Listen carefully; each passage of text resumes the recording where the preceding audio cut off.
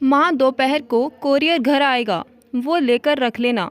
ये नहीं कि खाना खाया और सो गई और कोरियर वाला घंटी ही बजाता रहे। समीर ने कहा। हाँ और क्या, अब इन्हें और कुछ काम है तो नहीं, तो यही काम कर लेंगी। वैसे भी दिन भर में पड़ी ही रहती हैं, मुफ्त की रोटियां ही तोड़ती रहती हैं। थोड़े से बर्तन रखे हुए हैं, वो भी मांज कर रख देना और रात का खाना बनाकर रख देना। हम लोग देर से आएंगे। रीना ने अपने पति की हाँ में हाँ मिलाई। आज रविवार था और दोनों सुबह का नाश्ता करके बाहर जा रहे थे। कहाँ जा रहे थे ये कांता जी को भी नहीं पता था। ना तो वो पूछने की हिम्मत कर सकती थी और ना ही बेटे बहू कभी बताते थे। अभी 6 महीने पहले ही कांता जी बड़ी खुशी से रीना को अपने घर की बहू बनाकर लाई थी। पर रीना ने तो आते ही घर का नक्शा बदल दिया। आते ही वो अपनी मनमानी करने लगी और समीर को भी अपने चक्कर में ले लिया। समीर पहले से ही अपनी माँ की कद्र नहीं करता था। रही सही कसर रीना ने भी पूरी कर दी। रीना पूरे घर को अपने अनुसार ही चलाती थी। उसकी मर्जी के बिना घर का एक पत्ता भी नहीं हिल सकता था। वहीं कांता जी की स्थिति घर में रखे पुराने सामान जैसी ही थी। जिसका बेटा ही उसकी कद्र नहीं करता था तो बहू ही क्या करेगी। समीर रीना के सामने ही कांता जी को कुछ भी कह देता था। उसे सुनकर रीना और सिर पर चढ़ गई थी। रीना के आने से पहले कांता जी ने बाई लगा रखी थी, जो घर का झाड़ू पोछा और बर्तन कर जाती थी। पर रीना ने आते ही काम वाली हटवा दी, क्योंकि उसे लगता था कि काम वाली को पैसे देना ही बेकार है जब घर में सासू माँ बैठी रहती हैं। रात को दोनों देर से आए और खाना खाने बैठे तो समीर चिल्लाकर बोला, ये क्या बना दिया है? सब्जी में मसाला बहुत कम है। माँ, आपको खाना बनाना ढंग से नहीं आता है क्या? इससे अच्छा तो हम बाहर ही खाकर आ जाते। आखिर इतना कमा किसके लिए रहा हूँ? ये बोरिंग और बेस्वाद खाना खाने के लिए? समीर की तेज़ आवाज़ से कांता जी हिल गई। वो चुपचाप सहम गई और चुपचाप अपने कमरे में आ गई और सुबकने लगी।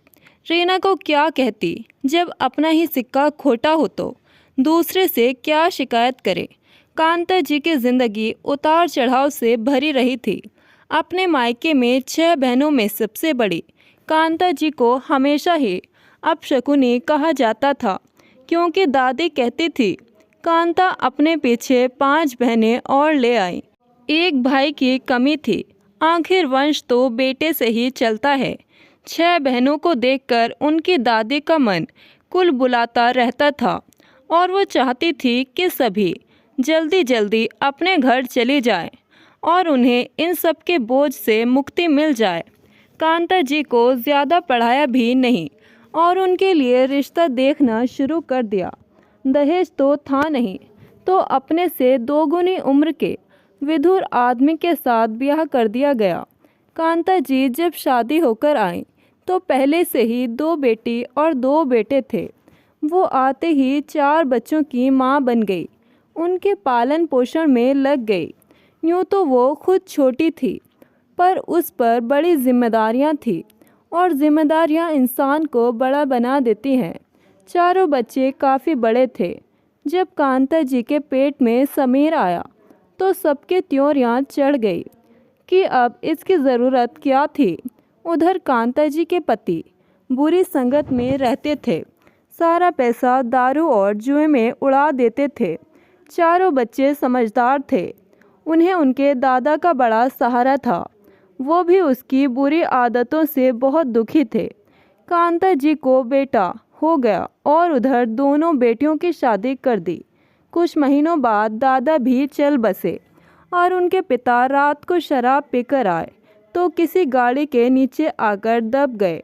छोटी सी उम्र में वो विधवा हो गई और दोनों समझदार बेटों ने कांता जी को समीर के साथ घर से बाहर निकाल दिया। पढ़ी लिखी थी नहीं, इसलिए कोई नौकरी नहीं मिली, पर पापी पेट का सवाल था। लोगों के यहाँ काम किया, बर्तन मांजे, फिर एक स्कूल में चपरासी बन गई। वहीं रहने को कमरा मिल गया और समीर का भी उसी स्कूल में दाखिला करवा दिया और उसकी आधी फीस भी माफ़ कर दी। अब कांता जी अपने बेटे का पालन पोषण करने लगी। उसका स्कूल पूरा होकर कॉलेज आ गया। पढ़ाई में वो ठीक था, पर उस पर अपने बिगड़ैल बाप की छाप थी। वही गुस्सा और गाली गलौज करना। कांता जी समझाती थी, पर वो किसी की नहीं सुनता था। कुछ सालों में समीर एक कंपनी में सेठ के यहाँ लग गया और मोटी रकम पाने लगा। उसने अपनी पसंद की लड़की रीना से शादी कर ली और 2 कमरों का घर ले लिया। कांता जी को वो अपने साथ तो रखता था, पर कभी उनसे प्यार से बातें नहीं करता था, कभी उनका हाल नहीं पूछता था। कांता जी अब घर पर रहने लगी थी और घर संभालती थी। बेटा ढंग से बात नहीं करता था, पर उन्हें 2 समय का खाना तो मिल ही जाता था। रीना के आने के बाद तो उनकी हालत और भी ख़राब हो गई। अब वो जाती भी तो कहाँ पर जाती। आखिर उन्हें रहना तो इसी घर में था। उनके मायके में भी अब कोई नहीं रहा। सभी छोटी बहनों की शादियां हो गई थी। वो अपने घर परिवार में सुखी थी और माता पिता इस संसार को छोड़कर जा चुके थे। एक दिन रीना ने कहा कि उसकी बहन का दाखिला इसी शहर में हो गया है, तो अब वो हमारे साथ हमारे घर में ही रहेगी। तो तुम अपनी माँ को कहीं और भेज दो। अब इतने से घर में हम सब तो नहीं रह सकते हैं। वैसे भी तुम्हारी माँ तो अब अपने मरने के दिन गिने। वो ही अच्छा है। बेकार ही एक कमरा घेर रखा है। मेरी बहन उस कमरे में रह लेगी। समीर को भी रीना की बात जच गई। वो कांता जी के कमरे में गया और बोला, माँ तुम कहीं क्यों नहीं चली जाती हैं? वैसे भी इस घर में तुम्हारा क्या काम है? तुमने एक कमरा भी घेर रखा है। चली जाऊं? पर कहाँ चली जाऊं? मेरा तो इस दुनिया में तेरे सिवा और कोई नहीं है। मुझे कौन रखेगा? मैं कहाँ जाऊंगी? मैं तुम दोनों के साथ ही रहूंगी। भला इस उम्र में मैं कहाँ जाऊंगी? मुझे कौन आसरा देगा? तू तो मेरा बेटा है। तू ही मुझे घर से निकाल रहा है। मैंने तो तुझे 9 महीने पेट में रखा है, बिना बाप के इतनी मुश्किल से पाला है, और तू है कि मेरी तपस्या और त्याग का ये फल दे रहा है। समीर, मैं तेरी माँ हूँ, कोई निर्जीव सामान नहीं जो तू मुझे घर से निकाल रहा है। कुछ तो शर्म कर। माँ, ये सब बकवास बंद करो। सब माँ अपने बच्चों को पेट में रखती है। तुमने कौन सा एहसान कर दिया? मेरे पास फालतू समय नहीं है। कहीं भी चली जाओ, किसी वृद्धाश्रम में, किसी मंदिर में, कहीं सड़क किनारे झोपड़ी में, कहीं भी चली जाओ, पर यह कमरा खाली करो। मुझे रीना की बहन के लिए कमरा खाली चाहिए। तुझे कमरा खाली चाहिए, मैं कर देती हूँ। मैं बाहर हॉल में रह लूँगी, पर इस बुढ़ापे में अपनी माँ को बेघर तो मत कर। अरे माँ हूँ तेरी मैं। वो फिर से चिल्लाई, पर समीर और रीना पर कोई असर नहीं हुआ। कांता जी ने सारी रात रोकर बिता दी। अगली सुबह कांता जी उठी नहीं, तो दोनों पति पत्नी ने मिलकर दरवाज़ा खटखटाया और कांता जी को उठाने लगे। कांता जी ने काफ़ी दया की भीख मांगी, गिड़गिड़ाती रही, पर रीना और समीर का मन नहीं पिघला। कांता जी अपना थोड़ा सा सामान लेकर घर से चली गई। रेलवे स्टेशन पर बैठकर सोचने लगी कि अब कहाँ जाए। बहनों ने कहा हमारे घर आ जाए, पर सब अपने ससुराल में थी, तो किसी के यहाँ जाकर भी लंबे समय तक रहना संभव नहीं है। कांता जी को फिर अपने मायके के घर की याद आई। वो सीधे अपने गांव चली गई। वहाँ गांव में अपने पुराने घर को देखकर उनकी तबीयत हरी हो गई। घर बंद था। कुछ साल पहले ही उनके माता पिता की मृत्यु हो गई थी। कांता जी ने पड़ोस से चाबी ली और अपना घर खोल दिया। आज उन्होंने भी खुलकर सांस ली। कुछ दिनों में उनकी 5 बहनें उनसे मिलने वहां आ गई। सभी ने एक मत से पिताजी की ये जायदाद जो साहूकार के पास गिरवी रखी थी, उसे छुड़ाकर कांता दीदी को उपहार में दे दी ताकि वो अपना के लिए कुछ कर सके। कांता जी अब यहीं रहना चाहती थी क्योंकि बेटे ने तो उन्हें घर से और ज़िंदगी से निकाल दिया था। कांता जी को घर और 2 खेत मिल गए। उन्होंने खेतों में मजदूर लगा दिए। मजदूरों ने जमकर खेती की और फसलें लहराने लगी। उनकी अच्छी कमाई होने लगी। अपने खाने पीने का इंतज़ाम करके वो बाकी रुपये समाज सेवा में लगाने लगी। बेघर अनाथ बच्चों, विधवा औरतों और बुज़ुर्गों की मदद करने लगी। उनकी समाज सेवा गांव भर में चर्चे होने लगे और कई समाज सेवा संस्थाएं भी आगे आकर उनको सहयोग करने लगी। अब कांता जी खुश रहने लगी। उन्हें अपने जीवन का एक उद्देश्य मिल गया था।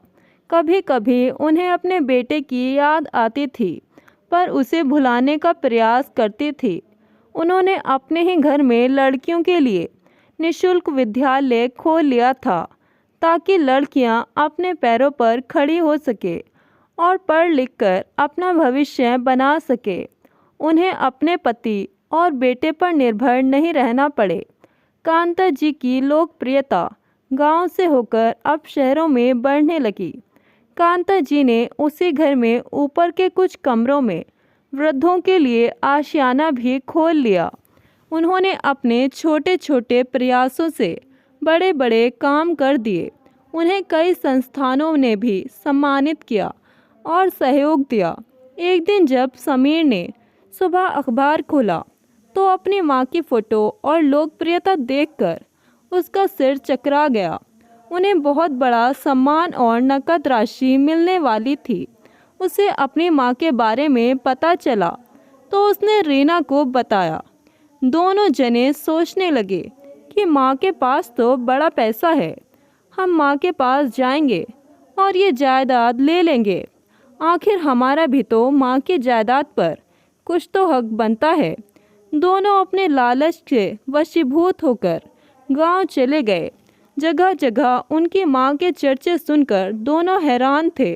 अपने बेटे को देखकर एक बार कांता जी का मन पिघला भी, पर मजबूत होकर बोली, अब यहाँ क्यों आए हो? तुम्हें मुझसे क्या काम है? माँ, मैं तुमसे मिलने आया हूँ, तुम्हें घर ले जाने आया हूँ।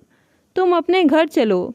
यहाँ अनजानों के साथ रहने से अच्छा है कि अपने घर में अपने बेटे बहू के साथ रहो। ये सब घर खेती जायदाद मुझे संभालने दो। अब इस बुढ़ापे में कब तक संभालोगी माँ ये सब? और इतनी कमाई इन अनजानों पर क्यों लुटा रही हो? तुम्हारे अपने बेटे बहू मर गए हैं क्या? कांता जी उनके लालच को पहचान गई। हाँ, आज तक तो मेरे बेटे बहू जिंदा थे, पर आज वो हमेशा के लिए मर गए हैं। मुझे तुमसे इसी बात की उम्मीद थी। जो अपनी सगी माँ को घर से निकाल कर बेसहारा कर सकते हैं, वो इन असहाय और बेघरों के बारे में क्यों सोचेंगे? तुम दोनों को हमेशा अपनी ही पड़ी है। अपने स्वार्थ के आगे तुम्हें कुछ दिखाई नहीं देता है। तुम तो अपनी माँ के सगे नहीं हो और किसी के क्या होंगे।